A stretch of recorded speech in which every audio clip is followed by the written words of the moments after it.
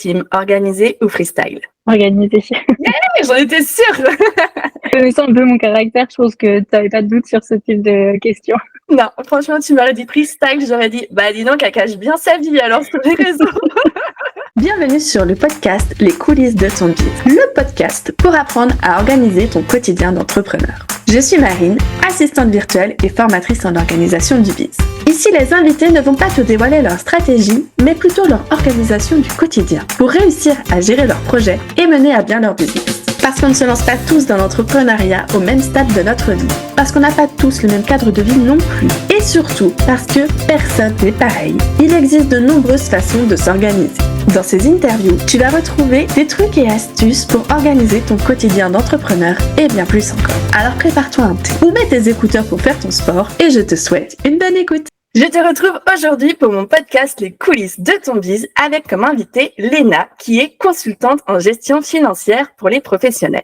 Léna, je te souhaite la bienvenue dans mon podcast et dans un premier temps, je te laisse nous présenter ton métier actuel, ton business et nous dire depuis quand tu es lancée dans l'entrepreneuriat. Donc moi, je suis, comme tu l'as dit juste avant, consultante en gestion financière à mon compte depuis 1 an et demi maintenant, ça passe très vite. Et j'accompagne les entreprises, donc principalement des prestataires de services qui travaillent sur Internet, dans toute la gestion financière de l'entreprise. C'est pas mal de suivi de chiffre d'affaires, suivi de dépenses, analyse beaucoup aussi de la rentabilité, un petit peu d'optimisation fiscale, vérifier les tarifs, avoir une bonne rémunération. C'est très important pour les entrepreneurs. Et aussi beaucoup là depuis l'été dernier, beaucoup de passages et d'accompagnement au passage à la TVA et au changement de statut juridique.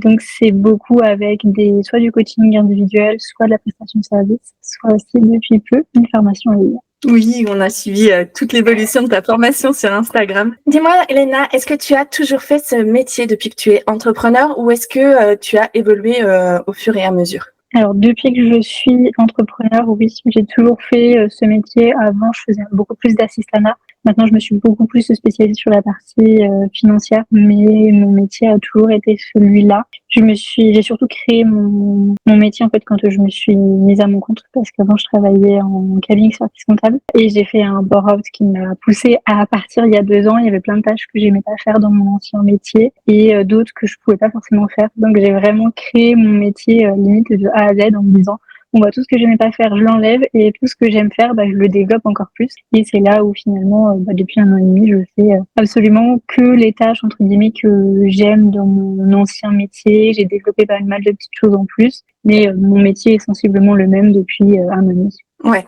Du coup, tu as vraiment pris uniquement le positif et tu l'as fait après à ta sauce pour avoir le métier de tes rêves, quoi. C'est ça, c'est exactement ça.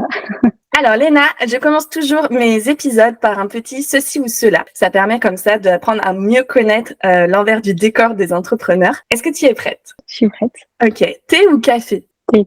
Je déteste le café. PC ou Mac? Mac. Travail du matin ou travail du soir? Travail du soir. Oh, l'inverse de moi, j'adore. Solo ou cowork? Plutôt cowork.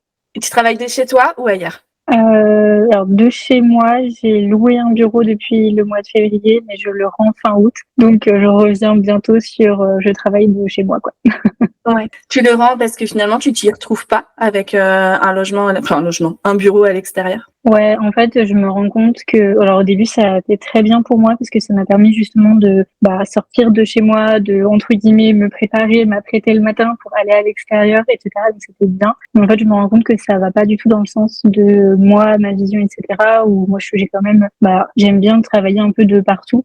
Et là, en fait, au final, avec un bureau, ça m'obligeait à être tout le temps dans un bureau. Là où moi, j'ai quand même des fois besoin de pouvoir bosser, par exemple, à mon bureau, des fois un peu dans mon canapé, des fois chez mes parents, des fois chez ma sœur. Enfin, vraiment, je bouge beaucoup. Donc, c'est complètement à l'inverse de tout ça. Ah ouais, en fait, ça t'a recréé un peu un contexte de salariat, en fait, de rien, quoi. C'est ça. En fait, au début, je me rendais pas forcément compte parce que ça m'a beaucoup apporté en termes de productivité, etc. Mais là, 6 mois après, je me rends compte que, en fait, tout ce que j'ai voulu faire quand j'étais en cabinet, j'étais en train de le retrouver dans mon bureau, en fait, que je louais. Donc, je me suis dit, non, on va peut-être arrêter ça. Ah ouais, hyper intéressant, tu vois. J'avais jamais eu ce retour sur les bureaux, donc c'est très intéressant. On continue. En général, tu tutoies ou tu vouvoies tes clients? J'ai tendance plutôt à les tutoyer. En fait, ça dépend. Ça dépend quand on discute sur les réseaux, je vais avoir facilement le tu. Et en présentiel, parce que j'ai quand même quelques clients présentiels, là, j'ai plus facilement à avoir le vent. Ça dépend en fait de où sont mes clients. On va passer un peu plus perso. Tu es plus livre, lecture ou série? Plutôt série. Podcast ou YouTube? Podcast. Insta ou LinkedIn? Insta. Et team organisé ou freestyle? Organisé. J'en étais sûre. Connaissant un peu mon caractère, je pense que tu n'avais pas de doute sur ce type de questions.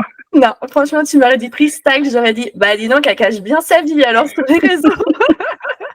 Pour contextualiser à ceux qui nous écoutent, Léna, est-ce que tu peux nous dire quel type de société tu as actuellement? Alors actuellement et depuis le début, je suis en micro-entreprise et j'ai aussi une option pour le versement libératoire. Donc jusque-là, ça me correspondait très très bien, mais avec l'évolution que j'ai en 2024, très bientôt, au plus tard au 1er janvier 2025, je passerai en société. Ouais.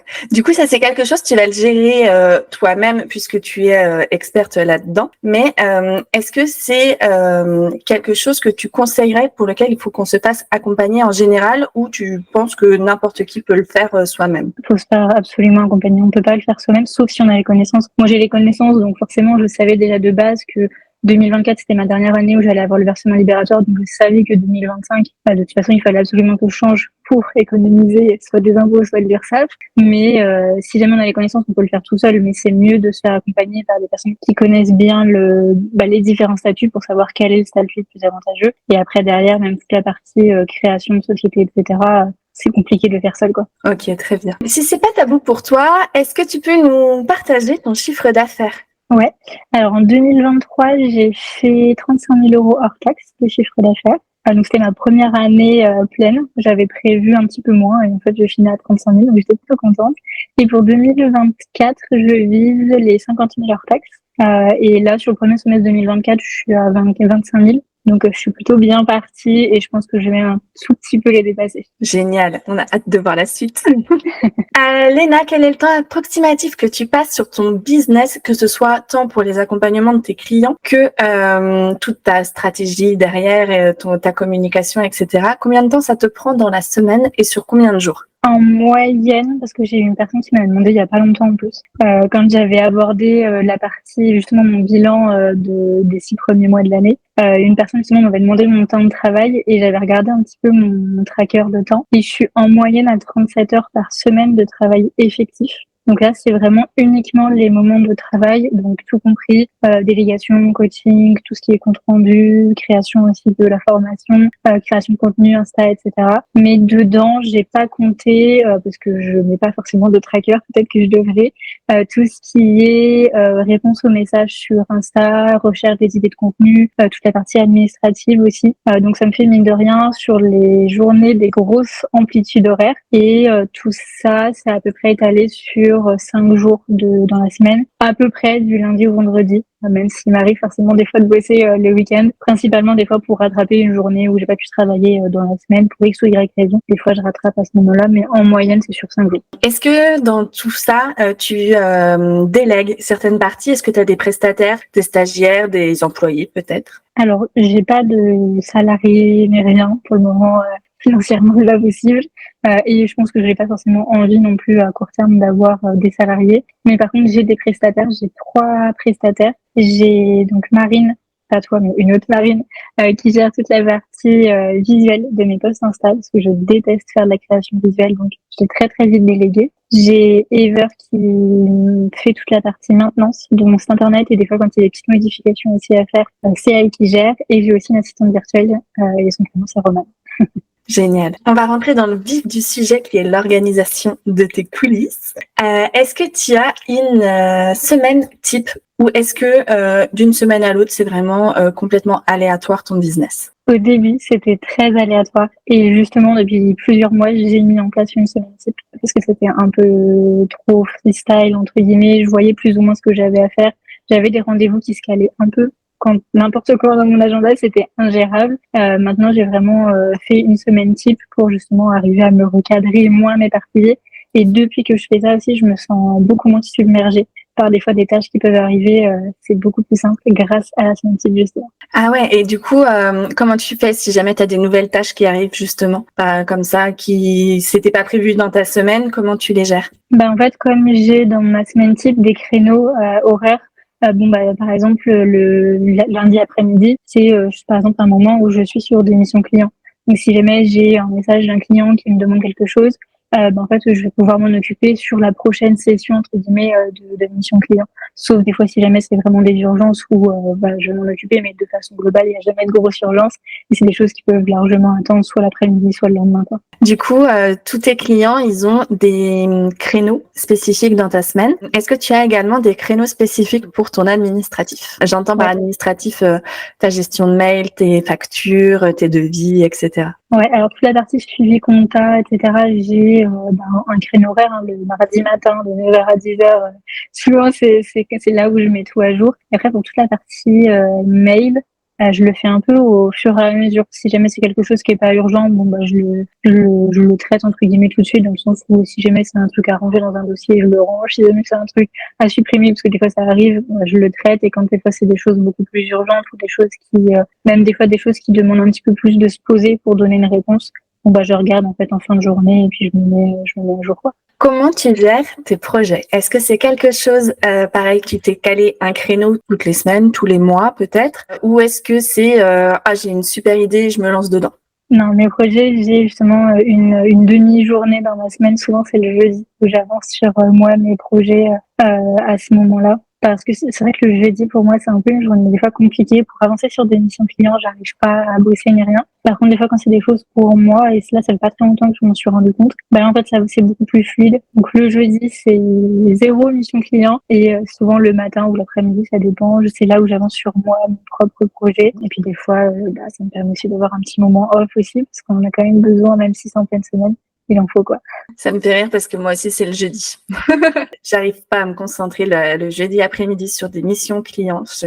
Je sais pas ce qu'il a ce jour non plus, mais c'est le jour où moi, tu vois, je vais faire toute ma com, tout mon administratif et du coup bosser aussi sur mes projets parce que de toute façon, autrement, je vais procrastiner toute l'après-midi, donc ça sert à rien. C'est ça. Et encore, moi, je sais que la communication, le jeudi, j'y arrive pas. Moi, souvent, je le fais le lundi matin. Je mets mon téléphone en mode ne pas déranger, comme ça, je suis sûre de ne pas avoir les notifications de mes clients. Parce que souvent, le lundi matin, c'est là où on me contacte parce que les personnes ont eu des idées ou des choses comme ça dans le week-end. Donc là, au moins, le lundi matin, je sais que je me mets sur ma communication, comme ça, c'est fait. Et j'ai pas besoin d'y repenser toute la semaine parce que sinon, je vais me dire, j'ai pas avancé sur mes posts, etc. Il fallait que je donne les informations à Marine suffisamment de temps en avance pour qu'elle puisse faire les visuels. Là, au moins, je sais que le lundi, c'est fait et le jeudi, c'est un petit peu plus calme parce que j'avais essayé une fois d'avoir le mercredi après-midi off pour que ça aille mieux le jeudi, mais ça a rien changé. Donc, je me suis dit, maintenant, faut que j'accepte que le jeudi, ce soit une journée où j'avance pas sur des choses clients, quoi. Ouais. Et si tu le sais, comment ça t'est venu à l'idée de t'imposer des créneaux comme ça? Est-ce que c'est parce que tu voyais que tu allais droit dans le mur ou est-ce que c'est parce que de fil en aiguille, ça s'est installé comme ça et ça t'a plu? Est-ce que tu te souviens comment tu as créé cette semaine-là? En fait, je me sentais submergée tout le temps, tous les jours, limite, je vais pas dire à faire des crises de panique parce que j'en ai jamais vraiment fait, mais des fois en me disant mais j'ai une masse de travail insupportable à pouvoir faire, comment je vais la gérer. Du coup, j'ai fait beaucoup de to-do list, que des fois les to-do list ils font 6 pages, ça je fais pas trop. Et en fait, c'est en essayant de planifier un petit peu ces tâches-là que je me suis rendu compte peut-être qu'il fallait que je me mette en place des créneaux horaires. Et au début, je me mettais des créneaux horaires beaucoup trop courts en fait, où je me disais oh ça va me prendre une demi-heure et en fait j'en avais pour 1 heure. Sauf que si jamais on organise la journée avec que des créneaux d'une demi-heure alors qu'en fait ils prennent le double de temps, ça le fait pas. Et c'est en ajustant à chaque fois au fur et à mesure que je me suis dit là je vois qu'en moyenne en 1 heure c'est bon, je mets 1 heure, etc. Et ça a été beaucoup d'ajustements, quoi. L'organisation, c'est ce que je dis régulièrement, c'est des ajustements, tu testes, ça fonctionne, tant mieux, ça fonctionne pas, tant pis, tu fais autre chose et tu retestes encore sur une petite période. Souvent, je conseille au moins sur 15 jours. Au bout de 15 jours, tu vas l'avoir testé 2 voire 3 fois. Tu vas savoir si oui ou non c'est ton créneau ou pas. Moi, si tu me dis, Marine, le lundi matin de 8 à 10, tu fais ta créa, c'est même pas la peine.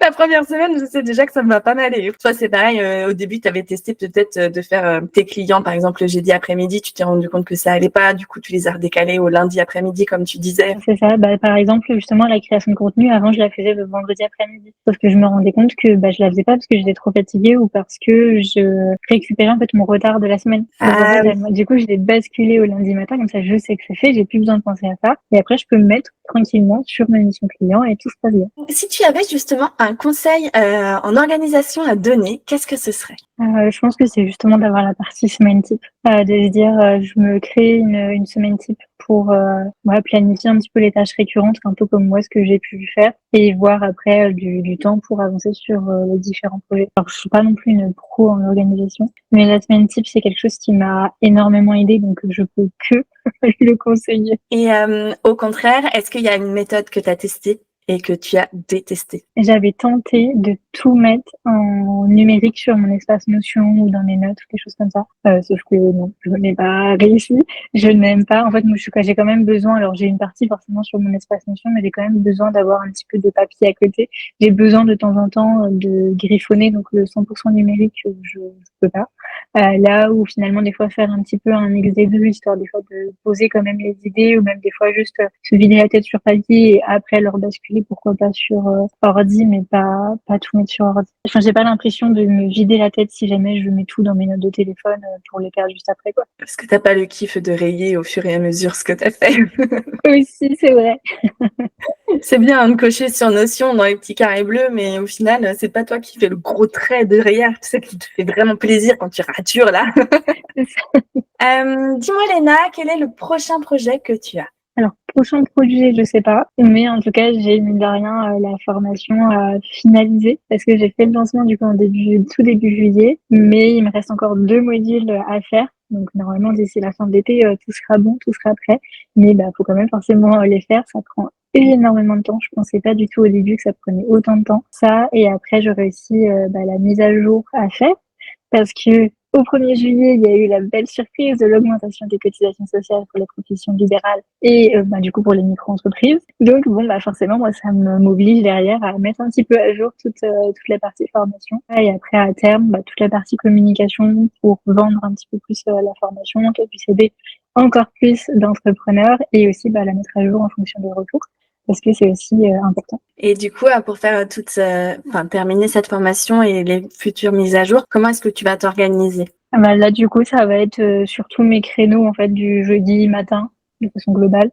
J'avance en fait vraiment sur tout ça, sur la partie création des modules, création du coup du squelette, de comment je veux emmener les personnes d'un point A à un point B. Après toute la partie, une fois que toute la partie scriptage sera faite, il y aura toute la partie création des workbooks, etc. Après il y aura la partie montage, tournage, montage. Mais ouais, forcément ça prend beaucoup de temps parce que j'ai entre guillemets qu'une demi-journée par semaine parce que j'ai pas diminué mon nombre de clients en fait. J'ai vraiment conservé toutes mes missions aux clients. Donc c'est aussi pour ça que ça prend beaucoup plus de temps. Mais c'est vrai que du coup, tous les jeudis à peu près, je me mets dessus et j'ai aussi fait le choix de tout faire toute seule. Donc ça prend d'autant plus de temps. Et est-ce que du coup, tu as fait un rétro-planning?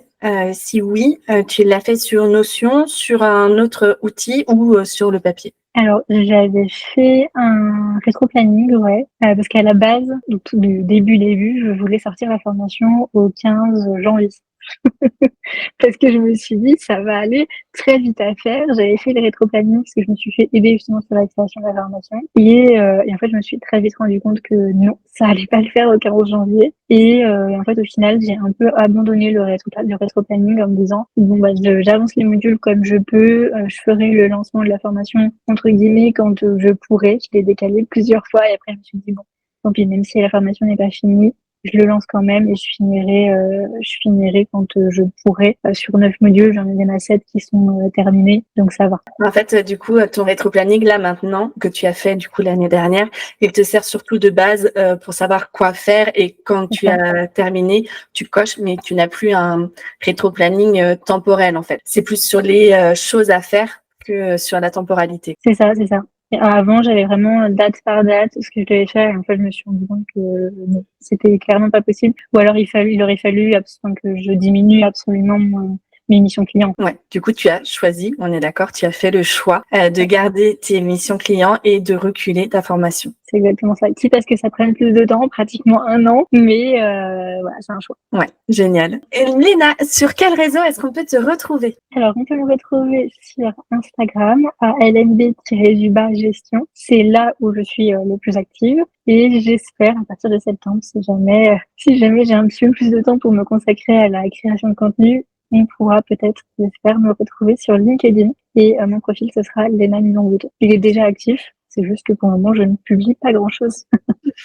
Et comment tu vas faire du coup pour ça? Tu vas aussi déléguer cette partie-là parce que tu nous as dit tout à l'heure que tu déléguais à la créa de contenu. Tu vas aussi déléguer tout ce qui est LinkedIn ou est-ce que tu vas transposer tes posts Instagram sur LinkedIn? Alors la partie Insta, je fais absolument tout sauf la création des visuels. Donc c'est moi qui cherche les idées, c'est moi qui fais l'écriture des légendes, c'est moi qui fais toute la partie hashtag, c'est moi qui note tout ce qu'il y a à mettre sur la partie visuelle et après j'envoie tout à Marine et Marine met en page et fait toute la partie visuelle. Et c'est vrai que sur la partie LinkedIn, j'avais fait une fois un post avec un visuel. J'ai pas l'impression que c'est ce qui fonctionne le mieux. Donc à mon avis, je vais tout gérer moi de mon côté avec la partie écriture. Ça me pose aucun problème la partie écriture des posts ni rien. Peut-être que je déléguerai la partie programmation. Je sais pas encore. Est-ce que tu as un livre, une vidéo ou un podcast que tu recommanderais pour l'organisation?